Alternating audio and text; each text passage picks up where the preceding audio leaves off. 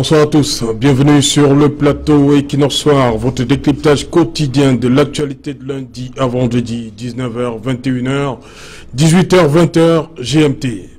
30 jours déjà qu'il n'avait plus franchi le seuil du portail de sa résidence au quartier Santa Barbara à Yaoundé, en la faveur d'une visite des femmes du mouvement pour la renaissance du Cameroun, conduite par la deuxième vice-présidente Tyriane Noah, venue lui apporter des denrées alimentaires. Le professeur Maurice Kamto est finalement sorti de son domicile. Une liberté presque retrouvée après avoir passé un mois jour pour jour cloîtré dans sa résidence et encerclé depuis cette même période par les forces de maintien de l'ordre. Une situation qui n'a rien à voir avec l'assignation à résidence, qui est une peine judiciaire alternative à la prison prononcée pour 45 jours ou 6 mois. 30 jours que ça dure donc. Le professeur Maurice Kamto, au lendemain des marches du 22 septembre, n'a toujours pas été confronté à la justice camerounaise, encore moins fait l'objet d'une interpellation. Difficile à comprendre et même à expliquer. Madame, Monsieur, tout à l'heure à 20h, c'est la grande édition d'information présentée par Cédric Noufélé tout de suite après. Le débrief du journal et tout de suite le fait du jour.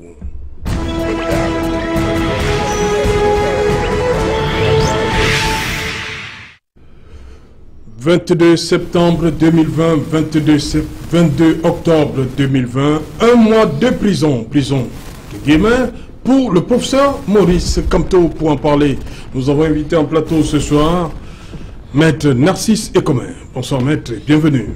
Bonsoir Serge Alain, bonsoir à tous les téléspectateurs et tout l'auditoire d'Equinox, et particulièrement de l'émission Equinox Soir.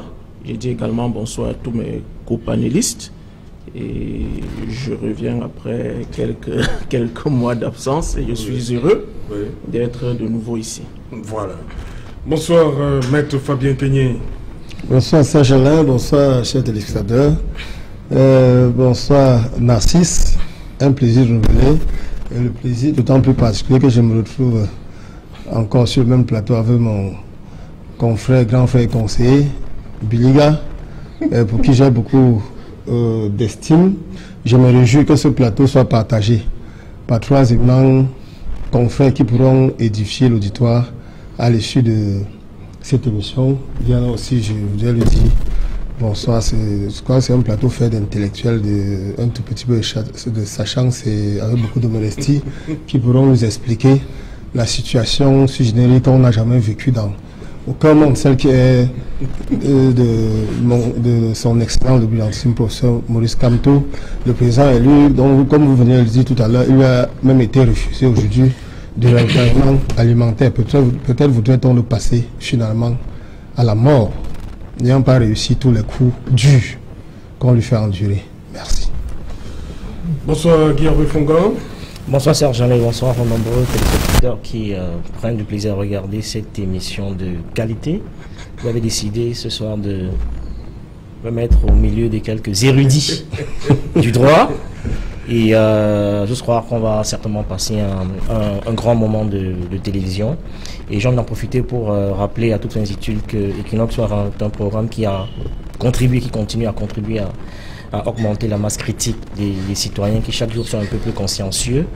Et dans cette dynamique-là, je voudrais, avec vous, apprécier et saluer un travail commencé par le PURS, le Peuple uni pour la rénovation sociale de Serge Espoir Matomba, qui depuis quelques temps déjà a initié une sorte de formation, d'éducation politique sur les fondamentaux de la culture politique, enjeux et défis, structuration. Je pense que dans un environnement d'ensauvagement politique tel que le nôtre aujourd'hui, les partis politiques, à mon sens, gagneraient à s'inscrire dans cette dynamique-là pour qu'on ait moins d'ensauvagement, qu'on ait moins de discours manichéistes, qu'on ait moins de militants qui ne respectent personne, qui insultent tout le monde. Je voudrais apprécier ce type d'initiative-là qui, à mon sens, contribue à l'accalmie et à l'apaisement et à ce qu'on ait des citoyens plus consciencieux et plus respectueux et plus, j'allais dire, plus à même d'avoir une culture politique capable de les amener à avoir une masse critique nécessaire pour inverser le rapport des forces. Donc merci, bravo au PUR, c'est à son premier secrétaire qui, à son sens, essaie de jouer sa partition, pour, comme cette émission d'ailleurs, pour aider à construire et à augmenter la masse critique. Voilà. Bonsoir, maître Joseph-Claude Biliga. Bonsoir, je voudrais dire bonsoir à tous vos millions de téléspectateurs, à vos techniciens, à vous-même. Je voudrais particulièrement dire merci, bonsoir et merci à la presse team MRC qui, il y a 2 semaines à peu près, m'avait présenté, souhaité les vœux de prompt rétablissement. J'avais pris la peine de le dire, je n'ai jamais été malade. Le jour de droit de repos, je n'ai pas été malade, je n'ai pas été hospitalisé comme ça a été écrit dans ce document. Je ne sais pas d'où cela est arrivé, mais j'estime que s'ils pensent que je suis un être humain, je peux être malade, mais ce jour-là, je ne peux pas être malade. La famille n'a rien dit, le médecin n'a rien dit. C'est pour cette raison que je suis un peu la logique de Guy Fongan pour dire que lorsque nous débattons, cessons de combattre. On ne sert à rien de dire qu'un débatteur est tombé malade tout simplement parce que vous voulez l'exclure de débat, etc. Parce qu'ils ont dit que, ma famille m'a dit de ne plus jamais venir débattre contre le MRC devant le MRC. J'aime toujours dire que je suis généralement, je suis au-dessus des partis, je suis le RDPC. Mais lorsque le RDPC fait mal, vous savez, je le dis très souvent ici. Donc je n'ai pas peur, je ne suis pas celui-là qui est extrémiste, je n'ai jamais été extrémiste. Je suis modéré, je continuerai à l'être, même aujourd'hui, au bord de cette histoire. Ok. Maintenant, comment on va d'abord les 2 avocats qui vous accompagnent sur ce plateau. Ils sont encartés. Donc vous, avec du recul, quel commentaire vous faites à la situation que vit actuellement le professeur Maurice Kamto? Séquestration, assignation à résidence, c'est quoi? Comment on explique ça, Antoine? Serge Alain, ce que je veux déjà dire, c'est que c'est regrettable, ce que nous vivons actuellement. Et je suis heureux que Fabien Keigne et le conseiller Biliga aient renouvelé ce vœu qui est de voir l'espace politique moins ensauvagé, pour utiliser l'expression de Hervé Fongan. On vit une situation assez invraisemblable parce qu'elle ne répond à aucun canon juridique. Le professeur Maurice Kamto est embastillé, ça il faut le dire, depuis pratiquement 1 mois. Il ne s'agit pas d'une assignation à résidence qui obéit à un régime particulier et comme vous l'avez fort bien rappelé à l'entame de l'émission, il s'agit d'une peine alternative à une décision de justice rendue par une juridiction pénale. Il ne s'agit non plus d'une mesure administrative qui, elle, se situerait, je pense, dans le cadre de la loi de 90 sur le maintien de l'ordre. On serait peut-être dans le cadre d'une garde à vue. Mais nous ne sommes pas dans ces 2 hypothèses. Alors on se demande bien à quel titre le professeur Kamto est maintenu de force dans son domicile depuis 1 mois, avec tout autour une forte équipe de police, alors même que autant à Douala qu'à Yaoundé, nous vivons une insécurité criarde et on se demande parfois si les forces de police ou de gendarmerie existent encore. Ce que je veux dire en définitive, c'est que quel que soit l'angle sous lequel la question est scrutée, il s'agit d'une détention parfaitement illégale. Vous n'avez pas de titre, vous n'avez pas un ordre d'une autorité judiciaire, vous n'avez même pas un ordre d'une autorité administrative. Encore que s'il s'agissait d'une garde à vue administrative, elle se situerait, si l'on s'en tient à la loi de 90 sur le maintien de l'ordre dans le cadre du grand banditisme.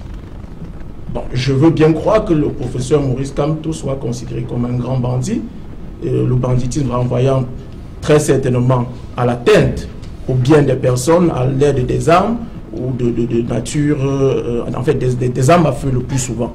Nous ne sommes pas dans ce cadre-là. Des conventions internationales ont été ratifiées par le Cameroun. La constitution du Cameroun établit clairement dans son préambule qu'aucun citoyen ne peut être détenu arbitrairement. le professeur Maurice Kamto l'est actuellement, et c'est bien regrettable, et il est temps que cette situation cesse pour ceux qui en sont à l'origine. Voilà, Guy Fongan, vous également, est-ce que le professeur Maurice Kamto est détenu, comme il dit? On a vu le professeur sortir aujourd'hui. J'aime le dire que... La situation d'aujourd'hui, il faut qu'on comprenne ce qui s'est passé aujourd'hui. Le professeur a franchi, mais les forces de maintien de l'ordre étaient là. Elles n'ont pas interpellé le prof. Non, je pense que cette théâtralisation de l'espace public participe de ce que nos politiques nous ont habitués quand ils essaient de vouloir embellir et maquiller et maquiller les choses pour faire semblant d'un semblant de liberté et de démocratie. Parce que quel que soit le bout par lequel vous prenez cette affaire, sans être un exégète du droit, simplement en observant les faits de manière empirique, que vous convoquiez la loi de 90 sur les manifestations publiques, la loi de 90 sur le maintien de l'ordre, la loi anti-terroriste, à aucun moment vous ne pouvez ranger cette situation que vit le professeur Maurice Kamto en ce moment. Donc c'est carrément une nouvelle invention, parce que jusqu'ici j'ai écouté beaucoup d'exégètes de toute cette affaire. Tous ont eu du mal à qualifier l'inflation. Et ça pose un problème. Et maintenant, pour ceux qui suivent de très près l'actualité du pays de manière lucide, on n'est pas surpris, parce que c'est dans ce même système juridique qu'on nous a inventé ce qu'ils ont appelé complicité intellectuelle. Vous voyez, donc quand on a ce genre de scénario, on n'est pas surpris, parce que le professeur Maurice Kamto parlait de Marafa Minoya. Vous savez que Marafa a été condamné pour complicité intellectuelle. C'était une autre invention, une autre justice camerounaise. Et à partir de ce moment-là, on peut ne pas être surpris parce qu'il arrive au professeur Maurice Kamto. Aujourd'hui, ils ont simulé une sortie pour laisser croire qu'en fait, il est une non-interpellation. Voilà, il peut aller et venir, il peut aller et venir, alors qu'en réalité, de plus en plus, je suis de ceux qui estiment que il y a un véritable complot contre le système, parce que le président, je me souviens à Radio Monte Carlo, avait souvent dit qu'il souhaiterait qu'on retienne de lui celui qui a apporté la démocratie et la prospérité. Or, depuis ces 3 dernières années, on a le sentiment qu'on a reculé de quasiment 20 ans dans tout ce qu'on avait eu à acquérir comme liberté, comme avancée démocratique. Il est totalement absurde et surréaliste, parce que l'infraction a du mal à être qualifiée, même quand vous interrogez les turréféraires du régime, même ceux qui sont pro-RDPC ont du mal à vous dire exactement ce qui lui est reproché. Et ça conforte simplement la thèse de tous ceux qui ont souvent rappelé à juste titre qu'on est dans une sorte de démocrature, c'est-à-dire qu'on n'est pas dans une démocratie, on est dans une sorte de démocrature. Vous savez qu'il y a toute une littérature grise, notamment portée par Achille Mbembe et quelques autres écrivains qui ont pignon sur rue, qui estiment qu'on est dans tout sauf une démocratie, parce qu'il n'y a aucune explication rationnelle qui pourrait justifier l'incarcération. Parce qu'il est, on va le dire, n'ayons pas peur de mots, il est incarcéré chez lui, il n'est pas libre de ces moments, il est quasiment interdit de visite, et donc il n'y a pas de prison plus douloureuse que celle-là. Et cette reculade de 20 ans est à mon sens, un autre crime contre la démocratie, et ça donne aussi l'occasion au regard extérieur d'avoir le projecteur encore braqué inutilement sur le Cameroun pour une affaire qu'on aurait pu régler de manière plus intelligente et éviter ce type de scénario ubex, parce qu'il n'y a aucun crime à demander au départ d'un chef de l'État. Dans toutes les démocraties, même dans les dictatures, les gens ont appelé au départ du président, ils n'ont pas été mis à l'étroit pour ça. C'est tout à fait, j'allais dire, légitime. Ça commence pas avec Maurice Kamto, ça a commencé avec le fameux Biamosgo de Jean Fundi. Jamais on a assisté à un type de frayeur, un type de déferlement, un type de reculade de 20 ans. C'est tout à fait regrettable, et ce n'est pas nature à consolider le peu de liberté qu'on avait acquis jusqu'ici il y a 20 ans. Merci Guy Hervé.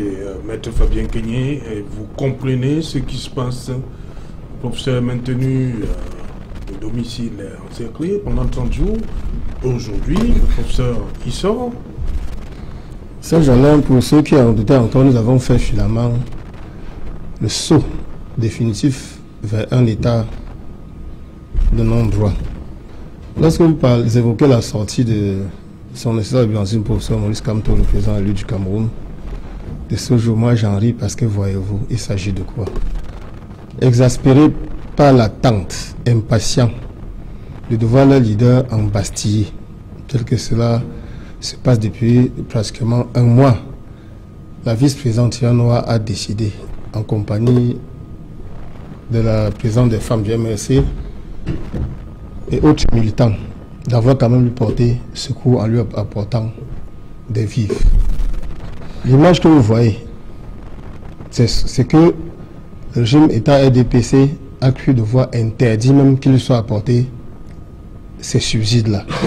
Ne tirer aucune conclusion de ce que il aurait manifesté ou on l'aurait autorisé de quelque manière que ce soit. Si vous voyez l'image caricaturale qui matérialisait cette scène-là, il est devant sa barrière entouré des babous qui l'empêchent de se mouvoir. Revenant à sa situation propre, je crois que jusqu'à présent, il me semble qu'il n'y aurait aucun érudit de droit au Cameroun, aucun professeur agrégé, fût-il des plus grandes écoles, qui pourrait nous expliquer la situation juridique ou judiciaire dans laquelle le professeur Maurice Kamto se trouve.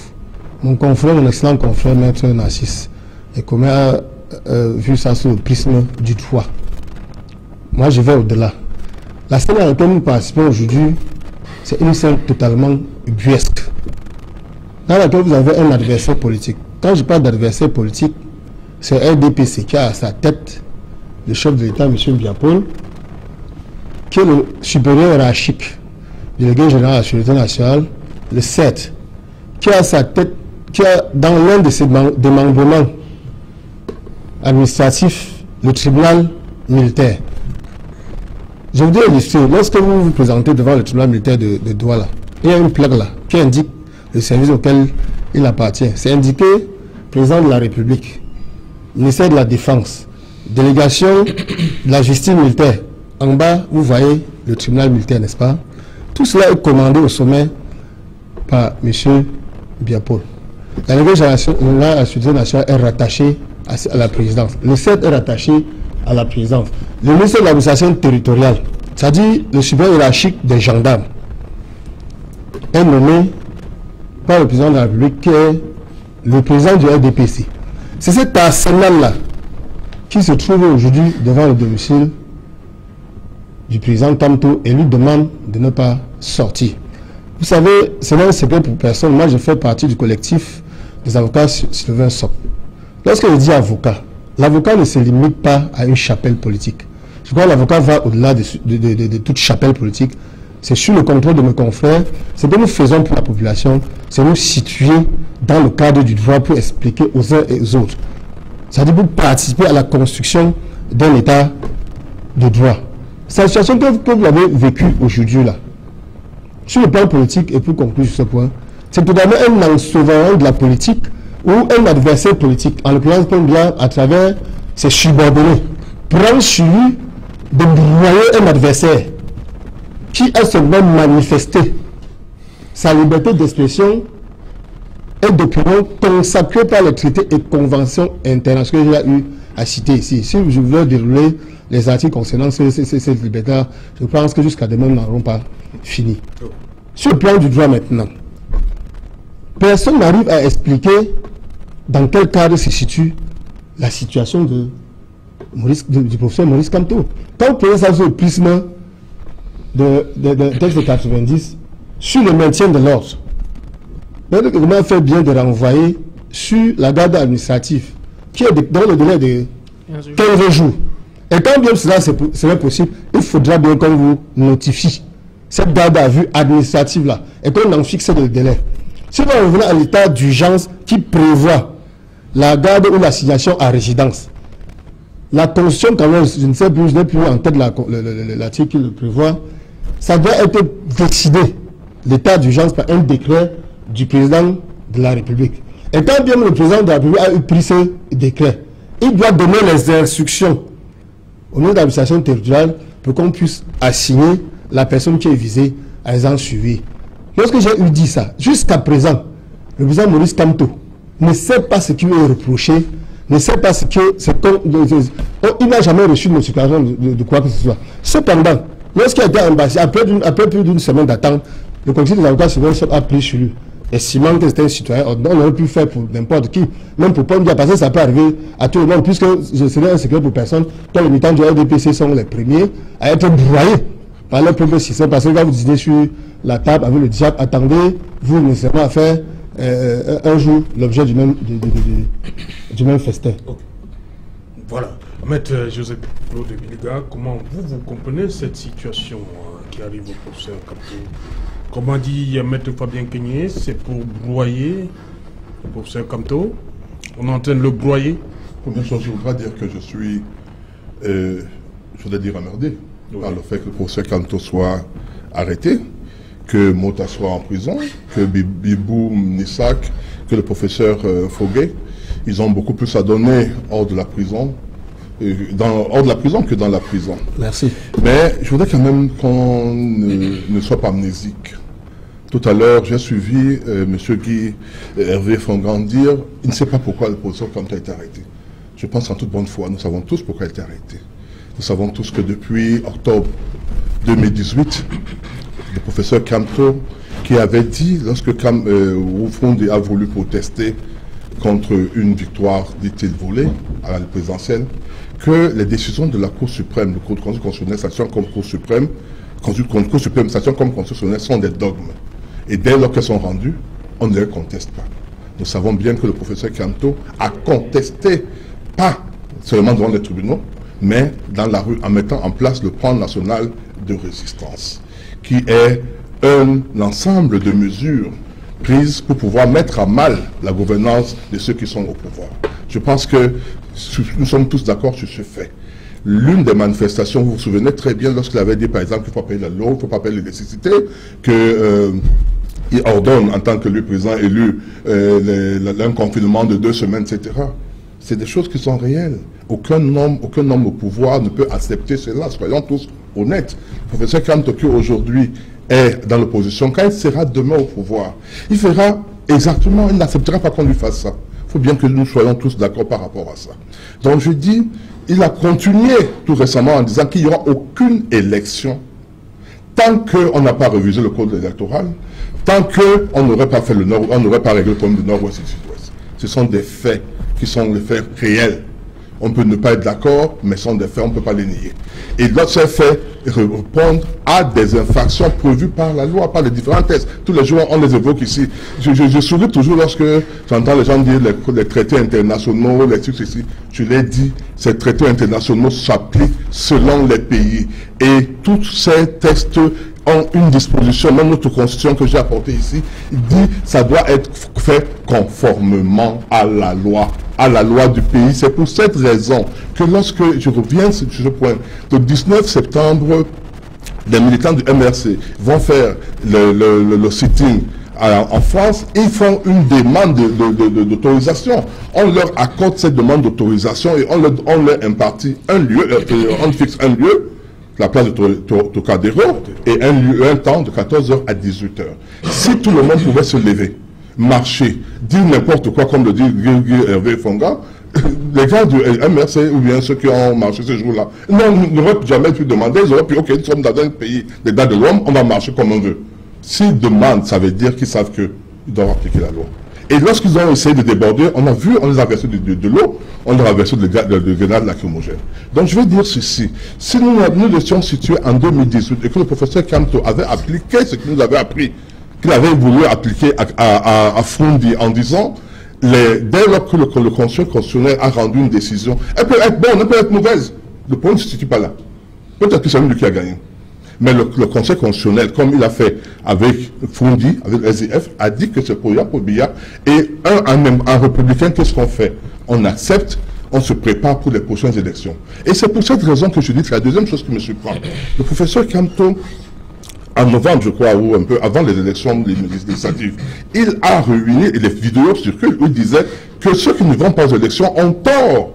On a suivi cela. Où il disait aux femmes, je vais aller aux élections pour pouvoir régler le problème du Nord-Ouest et du Sud-Ouest. Je vais aller aux élections pour que le code électoral soit modifié.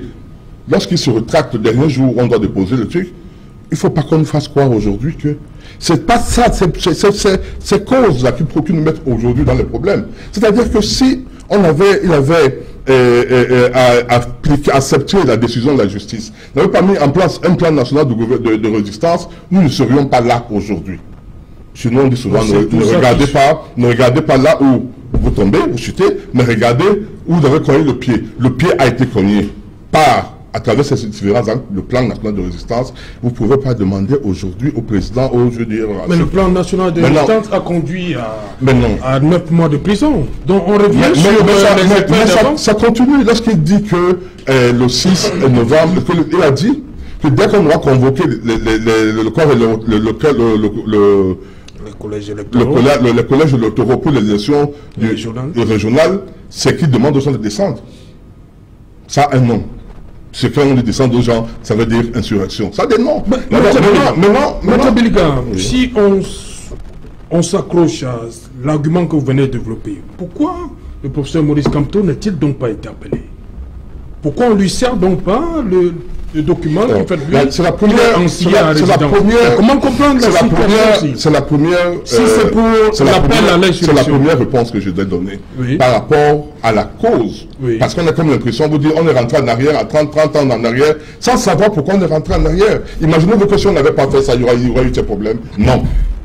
Si nous tous, on était allés en se disant, on a échoué aux élections, ou bien nous a arraché la victoire, mais on va aller pour d'autres batailles.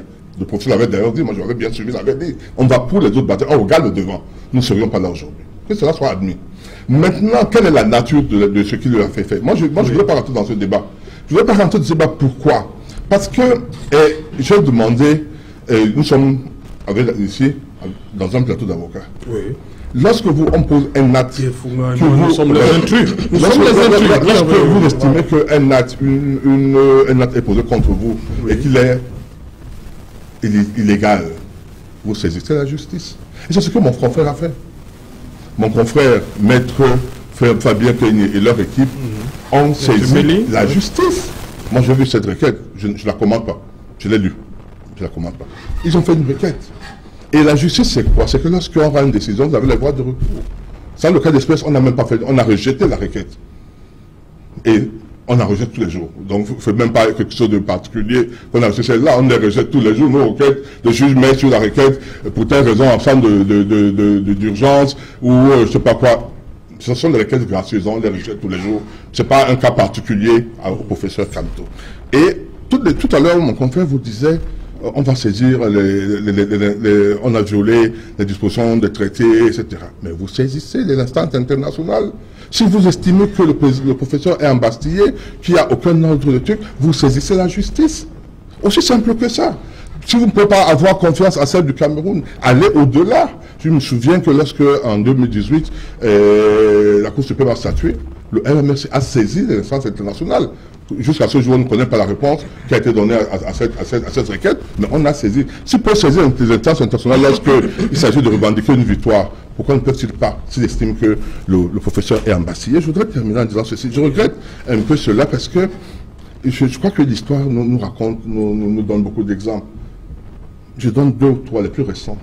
Au Congo-Brazzaville, le général Mokoko, un proche du président Sassou Nguesso, a été condamné à 20 ans de prison ferme, tout simplement parce qu'il a contesté l'élection de trucs.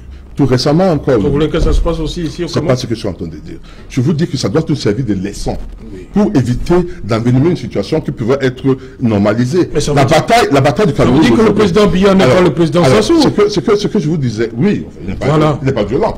Voilà. Ce que je disais la dernière fois, lorsque le professeur Kamto a décidé de faire, de lancer son mot d'ordre en disant qu'il n'y aura pas d'élection, j'ai dit, mon Dieu, quel gâchis. J'ai dit, mais c'est quel gâchis, pourquoi? Parce que le professeur, les 2 raisons, les 2 motifs pour lesquels le professeur demande qu'il n'y ait pas d'élection. Le premier, le nord-ouest, pour moi, vraiment, le nord de ça, c'est politique. Oui. Parce que le professeur, même tu viens demain, il va pas finir le nôtre. C'est pas, ne rêvez pas. Au Mali, on a enlevé ATT, Amadou Toumaré Touré, parce qu'il ne parvenait pas à régler le problème du Nord avec le Nord Mali. Ibeka a été enlevé pour les mêmes raisons. Donc, c'est pas ça le problème. Le problème là, par contre, il y a un problème qui est pour nous tous normal, réel, c'est le problème des élections, du processus électoral, qui est amélioré, qui a commencé par le ministre de l'administration territoriale qui gérait. On a dit, il est parti prenante dans le processus, c'est pas normal. On a commencé à mettre au NEL 1. Au NEL 2, Office national pour les élections, au NEL 2, on a dit que ce n'est pas suffisant. On a fait EDECAM. Certains estiment que ce n'est pas suffisant. D'autres disent qu'en fait, les insuffisances de l'EDECAM ne découlent pas des tests, mais de l'application des tests, pas seulement par l'État, par EDECAM, mais également par les partis politiques d'opposition qui ne jouent pas leur rôle dans les différentes commissions dans lesquelles ils sont impliqués, ou bien dans la défense, dans la présence, lors de la présence dans les bureaux de vote et autres. Voilà la situation. Ok. Maître Narcisse, c'est commun? Oui, Serge Alain, j'ai écouté avec un intérêt certain mon confrère et conseiller Biliga, et qui a son habitude, comme on dit au quartier à Beauté, en touche sur la question principale qui est en discussion. Est-ce que l'arrestation ou la détention du professeur Maurice Kamto est légale? C'est la seule question à laquelle il faut répondre. Et je le prends au mot lorsqu'il a dit, nous savons tous pourquoi il a été arrêté, mais moi je ne sais pas. Il n'est notifié de rien. Si vous avez reçu une notification d'un quelconque acte ou titre juridique qui est à la base de l'arrestation du professeur Maurice Kamto, nous serons heureux que vous le partagiez avec nous. Pour l'instant, nous n'en savons rien. Vous avez encore dit que le professeur Maurice Kamto, moi je ne veux pas me lancer dans des discours politiques, je pense que ce n'est pas encore mon rôle, peut-être ce le sera un jour, mais pour l'instant je me confine à une analyse juridique de la situation. Vous avez indiqué que le professeur Maurice Kamto aurait déclaré que les élections n'auraient pas lieu, mais c'est son droit le plus absolu, c'est ce qu'on appelle la liberté d'expression. Il a dit que les élections n'auraient pas lieu.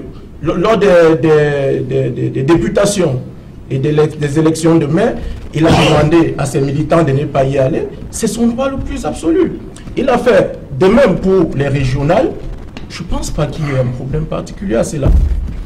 Il faut qu'on accepte de voir des gens afficher des banderoles dans la rue où ils réclament au président Paul Biya de rester au pouvoir au-delà de 40 ans. Il faut aussi qu'on accepte d'entendre un autre son de cloche contraire, c'est-à-dire des personnes qui estiment que il n'est plus bon pour eux, voilà leur candidat, ou voilà quelqu'un d'autre qui, à leur sens, pourrait faire l'affaire. Donc, embastiller un individu au XXIe siècle, pour l'expression, ou alors pour ses croyances politiques ou sociales, je pense qu'on a régressé et c'est regrettable. En 90, cela a été fait dans les années 90 avec John Fundi, on était une démocratie balbutiante.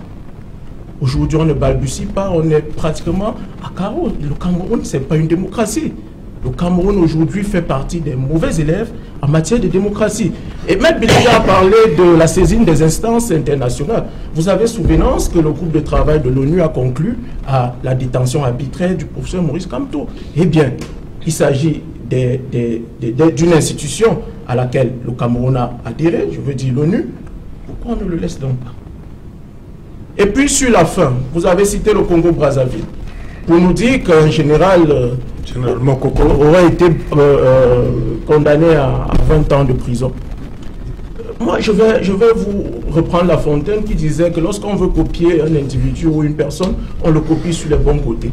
Moi, j'aurais souhaité que dans vos pérégrinations intellectuelles ou dans vos voyages, vous reteniez que dans d'autres contrées, on construit les routes, on bâtit des ponts,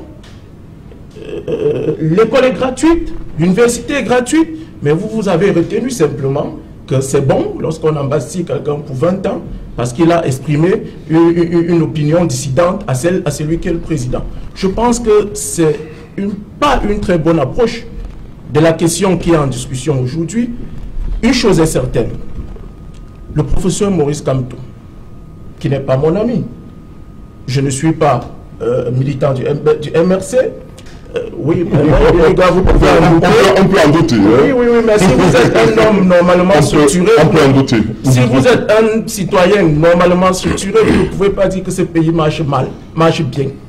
Et c'est ça le problème avec vous. Je ne suis pas normalement structuré, c'est ça. Je ne parle pas de vous. Ok, merci. Ce n'est pas une discussion personnelle. Ok. Je ne parle pas de vous. Je parle de façon impersonnelle. Ok, et vous savez bien que j'ai du respect pour vous. Si vous êtes un homme normalement structuré, vous ne pouvez pas conclure que tout marche bien dans ce pays. C'est ce que je dis. Et actuellement, nous avons régressé. Vous-même, vous l'avez reconnu tout à l'heure en disant que en 90, il y a des choses qui ont été faites. Mais aujourd'hui, nous sommes en 2021.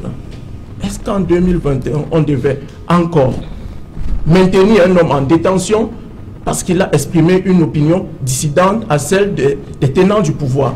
Je dis non. Et puis vous avez, et je termine par là, citant l'application des traités internationaux, vous avez dit qu'ils s'appliquent selon les contrées. Moi, j'estime que c'est une contre-vérité. Parce qu'un traité international, oui, je serais heureux que vous me produisiez votre documentation. Un traité international, il faut le savoir, a primauté sur la loi. Il n'a pas à s'arrimer à une loi. C'est la loi qui doit s'arrimer au traité international. Ça veut dire que si vous avez des lois au Cameroun qui sont contraires aux obligations internationales prises par le Cameroun, elles ne doivent pas être appliquées. C'est très simple et je pense que Fabien Kenyé, qui est sur le plateau, n'aura pas une opinion dissidente à la mienne. Voilà. Guy-Hervé Fongan, d'abord, est-ce que vous convenez avec moi que le cas, on va le dire comme ça, le cas du professeur Maurice Kamto est complexe? Il n'est pas interpellé, il ne fait pas l'objet, on n'a pas, la justice ne se prononce pas, Maître Fabien Kenyé vous l'a dit. Qu'est-ce qui se passe concrètement? Il est complexe parce que le parti État, le RDPC, a réussi à entraîner les gens dans leur schème de pensée, avec des éléments de langage qu'on connaît tous. Parce que quand vous écoutez Maître Biliga parler des voies de recours, parler de saisir la justice, etc., c'est des éléments de langage couramment utilisés par certains référaires du régime, simplement pour observer avec vous qu'ils ont réussi malheureusement à déplacer le problème sur le sang juridique. Oui. Alors la vérité, en s'enfermant dans ce juridisme-là, on ne sortira pas de cette affaire, simplement parce que quand vous prenez les exécutifs législatifs et les judiciaires, eh bien on est tous d'accord sur ce plateau qu'il n'y a pas de... Je veux dire que tous subissent l'exécutif, c'est-à-dire qu'on est dans un, comme toute la plupart des pays francophones qui ont hérité de ce que certains ont appelé le jacobinisme français, c'est-à-dire caractérisé par un État centralisateur qui contrôle et qui veille sur tout. Et donc, que ce soit le pouvoir exécutif, judiciaire et législatif, tous les trois entretiennent un rapport incestueux. Donc il est illusoire de penser que on peut espérer régler son problème avec une approche juridique. C'est totalement impossible quand les magistrats sont aux autres. Il faut introduire des voies de recours, etc. C'est compliqué. Pour un être normalement constitué, je veux dire qu'il serait à la limite stupide de croire que c'est une voie qui peut prospérer. Dans le langage clinique, il y en a qui disent que l'incapacité de percevoir un changement est perçue comme une pathologie. C'est-à-dire que si vous faites depuis 30 ans, on fait la même chose, on obtient quasiment rien du tout, et bien il est, à mon sens, de bon ton d'essayer d'expérimenter autre chose pour obtenir des résultats. Depuis 30 ans, on fait exactement la même chose. Les magistrats, on a une justice qui est aux autres, et donc quel que soit le recours qui est introduit, c'est clair que ça ne va pas prospérer. Donc il faut essayer d'expérimenter autre chose. Donc il aurait été intéressant de placer le problème sur le champ politique pour espérer faire fléchir le régime en place. C'est en ce sens que je peux peut-être regretter de constater malheureusement qu'on a peut-être pas une opposition qui puisse au moins s'entendre sur les choses essentielles, faire bloc sur des préoccupations d'intérêt général et pouvoir bousculer l'ordre établi. Certains peut-être qui n'ont pas une mémoire sélective Vous évoquiez le PURS en début d'émission. Quelle est la position du PURS par rapport à ce qui arrive au professeur Kamto? J'ai évoqué le PURS en début d'émission pour simplement rappeler une action qui m'a semblé... Parce que vous venez d'évoquer l'opposition. Oui, mais utile à la démocratie. Ils ont initié une série de causeries éducatives avec les citoyens en dehors de leurs militants pour ce qu'ils ont appelé les fondamentaux de la culture politique. Ça me semble utile dans un environnement ensauvagé politiquement tel que le nôtre. Et c'est une dynamique dans laquelle devraient s'inscrire les autres partis politiques. Et évidemment, le PURS, comme les autres partis politiques, a condamné cet embastillement de Maurice Kamto qui, jusqu'à preuve de contraire, viole toute réglementation. Et puis, il faut peut-être espérer qu'on ait une véritable conscience, une masse critique des citoyens qui peuvent, à un moment donné, estimer qu'ils peuvent se mobiliser comme un seul homme pour tirer la sonnette d'alarme. Okay. Je disais que ceux qui n'ont pas la mémoire sélective se rappellent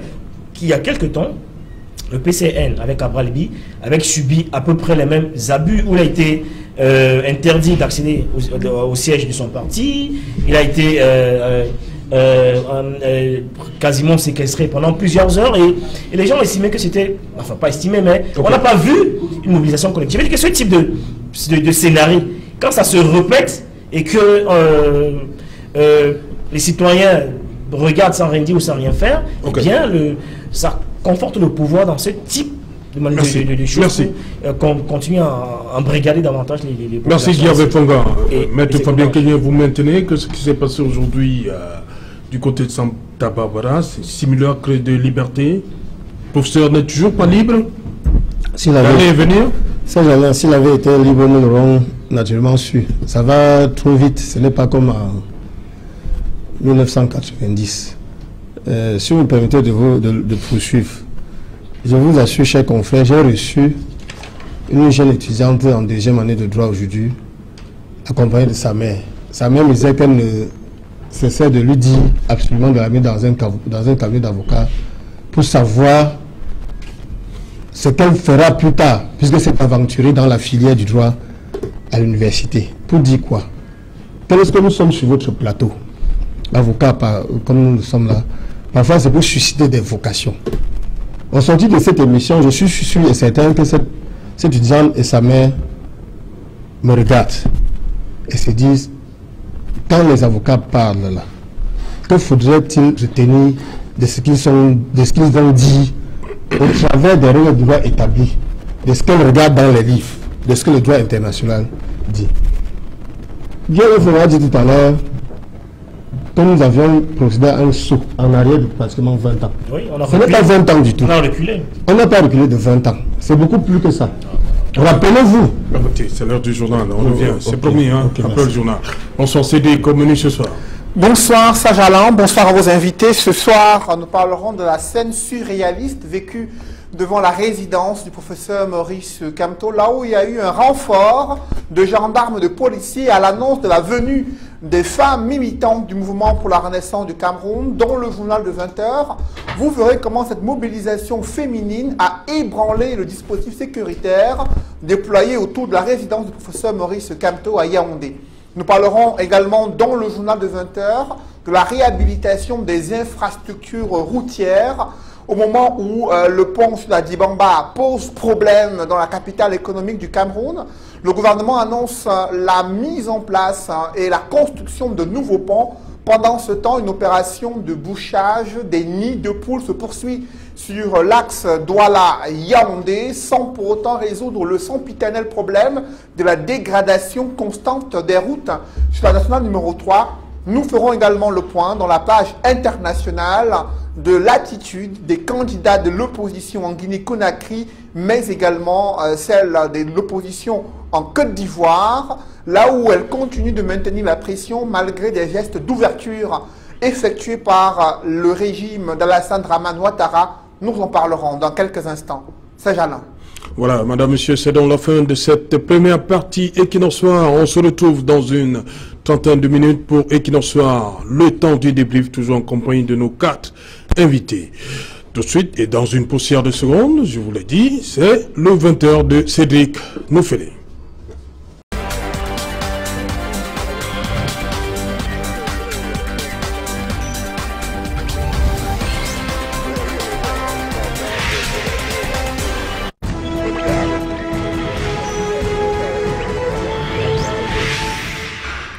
Retour sur le plateau Equinoxoir, deuxième partie, c'est la partie consacrée au débrief du journal, toujours en compagnie de Maître Narcisse Ecomin, Guy-Hervé Fonga, Maître Fabien Keigné et Maître Joseph-Claude Biliga. Maître Joseph-Claude Biliga, comment comprendre ce qui s'est passé aujourd'hui à Yaoundé, des personnes qui apportaient des vivres frais, pourquoi on soupçonne? Il y avait quoi dans les vivres? Pourquoi on empêche ces personnes de rencontrer... Vous savez, quand je vais le dire maintenant, on va me dire que... Non, dites-le. Moi, je suis avocat. Oui. J'ai entendu un son de cloche. Oui. Je n'ai pas entendu un deuxième. J'ai entendu quelqu'un dire qu'on a interdit, qu'on a fait ci, qu'on a fait ça. Je ne voudrais pas me prononcer sur des choses que je ne connais pas. C'est ce que je voudrais dire. Donc, je fais quand même un constat. Et je me rappelle que... Maître Biliga, tout ce sur quoi vous prononcez souvent, je fais quand même un constat. Et je l'avais déjà dit lors d'une émission radio ici. Oui. Que si moi j'étais le professeur Kamto, je ne resterais pas dans la maison. Je sortirais comme il a fait aujourd'hui. J'irais même plus loin. C'est-à-dire que... Non, sortir de la maison. Parce que tout à l'heure, j'ai entendu dire il a bravé. Il n'a pas besoin de braver. Parce qu'on vous dit il a interdit de sortir. Aujourd'hui, on nous a quand même dit qu'il est sorti de sa concession. Ça veut dire qu'il est sorti de la concession. C'est pas, vous comprenez. Donc je veux dire que... Et en plus, il faut dire une chose. Tout à l'heure, j'ai entendu mes confrères parler de justice et autres. Ou M. Fondaché, j'ai sursauté. Si nous n'avons pas confiance à la justice, on ne fait pas la justice. On démissionne, on devient journaliste, on devient autre chose. Si nous sommes avocats, c'est parce que nous avons confiance à la justice. C'est parce que le professeur Kamto avait confiance à la justice qu'il a saisi le tribunal militaire contre le président de l'Assemblée nationale. C'est parce qu'il avait confiance à la justice et c'est normal qu'il a saisi le Conseil constitutionnel pour pouvoir contester la décision, pour pouvoir contester, enfin pour la présidentielle. Parce qu'il croit en la justice, qu'il a saisi le juge de requête d'ignorement pour un référé, etc. Donc on ne peut pas même temps dire une chose et faire le contraire. Si on ne croit pas à la justice, on est saisi par la justice.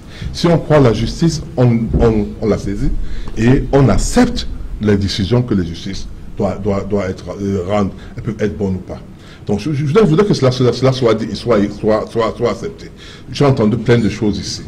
En disant... nous sommes dans le débrief. Hein, on est dans le débrief. Vous nous ramenez déjà la première partie. Dans le débrief, donc. Oui, voilà. Dans ce débrief, donc. Ce que je dis, donc, j'ai entendu un seul son de cloche. Oui. Je n'ai pas entendu un deuxième son de cloche. Je ne veux pas me prononcer. Vous voulez entendre... Je voudrais bien voulu... Parce que vous savez, très souvent, ici, nous avons pris des décisions sur la base d'une chose. On a des fake news. J'en ai été victime. Vous pouvez bien comprendre que lorsque moi on me dit que j'ai eu un AVC alors que je n'ai pas eu un AVC, vous ne pouvez pas me dire que si je n'avais pas réagi ce jour-là. Beaucoup de gens ont commencé à m'envoyer les messages de par le monde. Oui, on a appris que est-ce que tu vas aller mieux, etc. Voilà un cas précis de formation. Je dis, nous sommes, suivez peut-être aujourd'hui notre chaîne de télévision. Vous aurez peut-être d'autres journalistes qui auront un autre angle de présentation des faits. En sortant d'ici, peut-être que je vais le suivre. Si j'étais venu ici demain, je vous dirais, voilà ma position. Parce que j'aurais eu au moins 2 sons de cloche différents. Là, je viens de suivre ce qu'on nous a montré, ce que la dame a dit. Peut-être que ce n'est pas seulement cela qui a été fait. Peut-être que ce n'est pas seulement la vérité. Il y a peut-être d'autres sons de cloche. Et c'est pour cette raison que je suis prudent. Je suis tout simplement prudent. Je ne dis pas que ce qu'elle dit est faux, mais je dis qu'il peut arriver que ce qu'elle dit ne soit pas forcément toute la vérité et qu'il y a une autre vérité qu'on peut suivre à travers d'autres voies de communication. Voilà, Guy-Hervé Fonga, face à cette situation vécue par les femmes du MRC, conduite par Tyriane Balbino. Non, j'ai envie de dire que ce que Maître dit tombe complètement sous le sens. Parce que si on observe avec lucidité les conditions dans lesquelles Moïse Kamto a été embrigadé, on n'est pas surpris par l'attitude des forces de maintien de l'ordre qui tournent autour. C'est tout à fait logique. Ça obéit exactement à leur procès. Parce que non, juste une seconde. Il y a beaucoup d'exemples. Les maîtres Fabien Keigné ont rencontré M. Kamto. Ça démontre que tout ce que vous dites là n'est pas vrai. Puisque Maître Méli et les autres ont été rencontrer le professeur Kamto dans son domicile. Et on nous a dit que dans la délégation des femmes, il y avait les avocats également qui étaient dans l'information qu'on a eue. Aujourd'hui, là, tout de suite, là, on ne parle plus d'avocats. On ne parle rien que des femmes.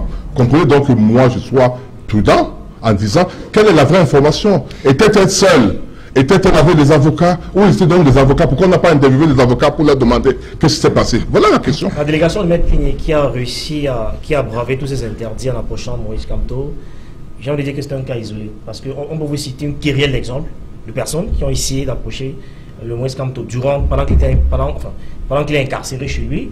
J'ai failli dire qu'il est bunkérisé, comme Laurent Gbagbo, mais ils n'ont pas pu accéder jusqu'à lui. Ce qu'on vient de voir là est complètement désespérant.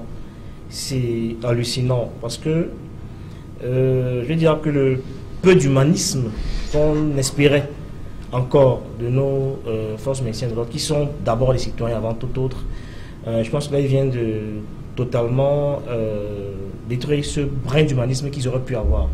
Parce que on peut également dire que ces femmes-là ont voulu directement remettre les vivres qu'elles ont ramenés au professeur, et les agents les forces médecines de l'ordre ont suggéré qu'ils devraient le faire à leur place. Et donc, il est normal que le Maurice Kamto estime que ce n'est pas logique, c'est pas normal. Les gens qui sont porteurs de ces vivres-là accéder jusqu'à lui et les lui remettre en main propre. Mais ils ont voulu interférer pour transporter le colis.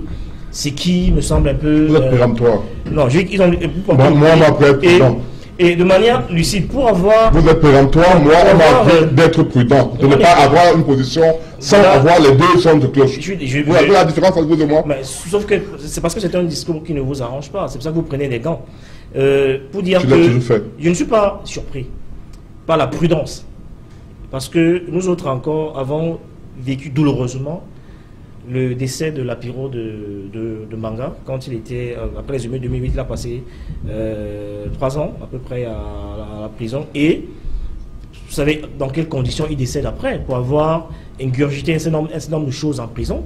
Et il allait mourir le 16 mars à Buffalo, aux États-Unis. Et il se dit que c'est un certain nombre de choses qu'on l'avait fait consommer, qui ont fini par avoir raison de lui. Donc il est tout à fait normal qu'on a atteint à un certain stade, qu'on soit prudent, qu'on soit regardant sur ce qui arrive. Quel est le mal de laisser quelqu'un qui est porteur des aliments, le remettre en personne? Je ne vois pas quel est le crime.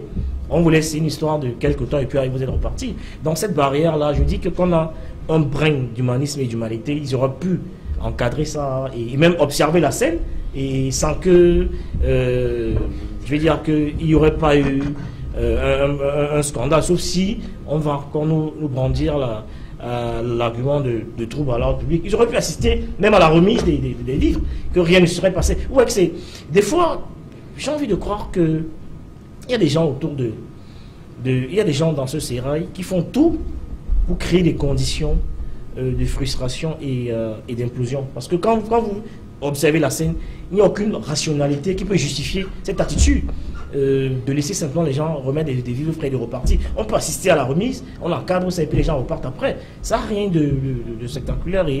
Et voyez-vous, on est des fois obligé, avec un pincement au cœur, de dire avec suffisamment d'enfance que la cumulation de frustration est le carburant de la révolte. Et ce n'est pas totalement irrationnel quand on observe la scène. Il n'y a aucun mal à ça. On aurait pu encadrer et vivre ça en direct et les laisser repartir. Ok. Maître Narcisse, comment vous comprenez ce qui s'est passé aujourd'hui, que les forces de maintien de l'ordre s'interposent entre ces femmes-là qui venaient pour remettre des vivres à leur leader? Oui, Serge Alain, on est un tout petit peu dans ce que j'appellerais le bal des courtisans. Okay. Vous avez des personnes aujourd'hui qui sont pratiquement en compétition pour se faire voir ou pour paraître être les plus beaux auprès du président Paul Biya, qui est le président du RDPC et le président de la République. Parce que c'est difficile de comprendre qu'un monsieur dont les conditions d'embastillement sont d'ores et déjà illégales, personne ne l'a contesté ici. Maître Biliga a fait un peu du Ponce Pilatisme, je le comprends, sa position n'est pas très gaie à défendre. Et lorsqu'on vient lui donner des vivres, il se trouve encore des forces de l'ordre pour, peut-être pas empêcher, mais pour jouer... Ils disent qu'ils ont reçu des instructions. Oui, mais on est toujours dans ce cas-là où on n'a rien d'écrit. Et en cela, je rejoins Fabien et Serge Alain pour dire qu'en réalité... Et Guy Hervé. C'est Guy Hervé, désolé. C'est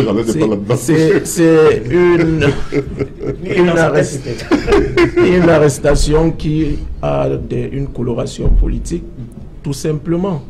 On est dans une espèce de théâtralisation et c'est bien regrettable. Voyez-vous, Maître Biliga, pour qui j'ai beaucoup de respect, j'ai fait une confusion. Ça arrive à tout le monde. Moi aussi, je commence à vieillir un peu. Mais j'ai dit, tout ça est bien regrettable et il faut que cela cesse. Il n'y a pas de raison que le professeur Maurice Kamto soit embastillé tel qu'il est aujourd'hui, sans titre de détention, sans titre de garde à vue, sans aucun justificatif. Il n'y a pas de raison qu'il soit privé du droit de visite. Lorsqu'on parle des avocats qui sont allés lui rendre visite, le droit de visite d'un détenu, si il faut l'appeler ainsi, n'est pas discriminatoire. On aménage des visites qui sont faites pendant des heures légales. On ne choisit pas que Fabien peut venir à 8 heures et puis le sujet B, à 16 heures, n'aura plus le droit d'accéder à la personne qui est maintenue en détention, encore dans des conditions illégales. Je dis ça, c'est en violation des droits de la personne. On a le droit de rendre visite à un prisonnier en lui rapportant les fonds, on vous laisse passer entrée et sortie. Même un prisonnier rend visite. Justement, la seule obligation que les forces de maintien de l'ordre avaient, c'est de s'assurer que le contenant, les sacs dans lesquels les vivres étaient mis, ne contenait pas autre chose que les vivres. Et puis laisser la possibilité à une vérification tout simplement. Laisser la possibilité à ces femmes-là d'aller remettre les vivres au professeur Kamto. Et puis vous avez dit, Maître Biliga, que si vous étiez le professeur Kamto, vous serez sorti pour marcher dans la rue. Oui, bon, si moi j'avais été le pouvoir en place, je ne l'aurais pas embastillé. Il est sorti. Je pense qu'on a vu à travers les images qu'il y a eu un cordon qui s'est créé tout autour. Sauf si, comme vous dites, vous attendez qu'une autre chaîne de télévision, puisque Equinox ne vous convient plus beaucoup, puisse montrer une image qui est différente de celle que nous tous, nous avons vécue. Mais c'est bien regrettable et ça fait honte à cette République. Voilà. Maître Fabien Kenyé, est-ce que la date a été choisie au hasard? Que les femmes se rendent aujourd'hui, 22 septembre, 22 octobre. Je crois que c'est pratiquement après un mois d'exaspération, d'attente non satisfaite. Je peux vous dire que je ne serais pas surpris que demain, toutes les femmes qui sont amenées là-bas soient poursuivies pour insurrection, rébellion et autres. Je crois qu'elles s'en sont tirées aujourd'hui à très très bon compte. Tout à l'heure, Maître Biliga voudrait bien connaître ce que le collectif des avocats fait. Il faut restituer les choses. Nous sommes devant le peuple camerounais que nous prenons à témoin. Eux, que de leur côté, comme quand le RDPC prétend que Kamto aurait pu être libre de ce moment, qu'il aurait pu sortir Palati. Je dois vous indiquer que lorsque le collectif des avocats a eu annoncé qu'il devait effectuer une visite au domicile de son excellence professeur Maurice Kamto, le président élu, le secrétaire d'État à la défense, le directeur général de la Sûreté nationale, ont fait appeler les avocats. Nous nous sommes retrouvés là-bas et nous ont dit ceci. Kamto a un projet insurrectionnel. Bien avant, nous avions le ministre de la Communication qui disait que la situation de Kamto était en étude parce qu'il avait un projet insurrectionnel, d'esclavation des institutions de la République. Rendu à ce jour, aucune bribe, aucune parcelle, aucun indice jusqu'à présent de cette insurrection lui est notifié. Et cela me rappelle, pour entrer en arrière, 30 ans comme je disais tout à l'heure, rappelez-vous lorsque Floundi avait été, comme le principal opposant du Cameroun avait été assigné à résidence, il y a un certain ministre qu'on avait affaibli du nom de Zérémor qui avait dit, à l'instant où sur le plateau du Vouzla du roi, une chaîne de télévision nationale qui appelle Vouzla du roi, il avait dit ceci, à l'instant où je vous parle, Floundi a les armes chez lui. Jusqu'aujourd'hui, 30 ans après, on n'a jamais vu. C'était en plein trésor. En plein trésor. À l'instant où je vous parle, devant un parterre de journalistes, Floundi a les armes chez lui. Jusqu'aujourd'hui, on n'a jamais vu même un simple machette. Quand on a un projet insurrectionnel, depuis 30 jours qu'on entoure son domicile, qu'on l'embastille, qu'on empêche de partir, ceux qui sont allés là-bas, on a fouillé, je ne sais pas, on a retrouvé même pas une seule petite barrière qui pourrait faire, ou même, qui pourrait permettre de piquer quelqu'un. Cependant, il est embastillé. Je voudrais dire quelque chose, M. Biligua, s'il vous plaît. Lorsque nous sommes sur un plateau comme ça, j'ai dit ce parfois vous suscitez des vocations.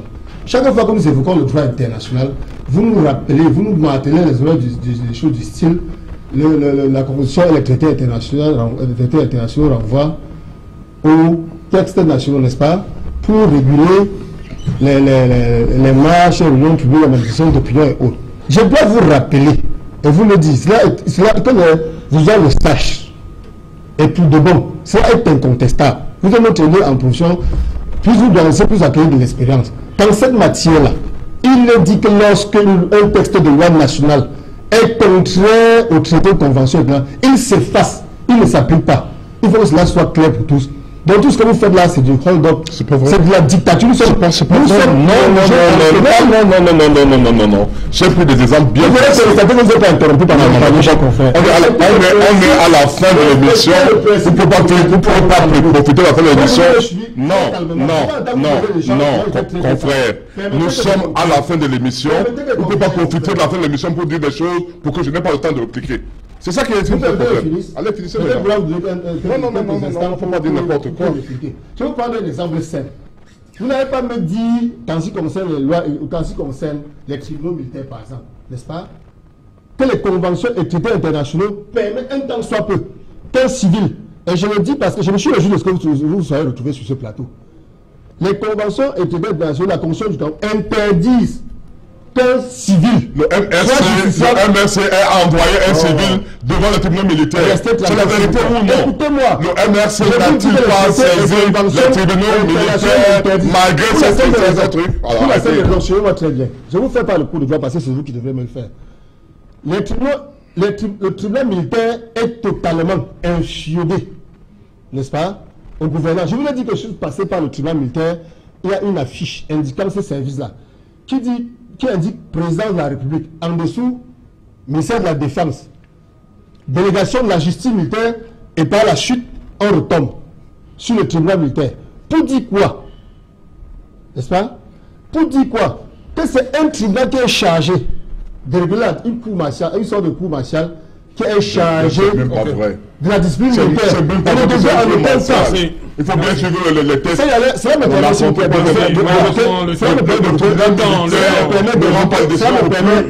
c'est vous qui me perdez du temps. Est-ce que le TG ne condamne pas à mort? Merci, nous sommes arrivés. Est-ce que le tribunal civil ne condamne pas à mort? Merci,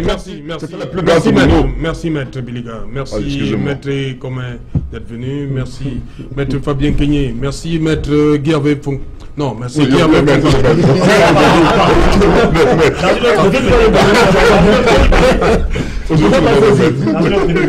merci. Maître chanteur. Merci, madame, monsieur, nous sommes donc arrivés au terme de cette édition Equinox Soir. Bonsoir, Santa Barbara.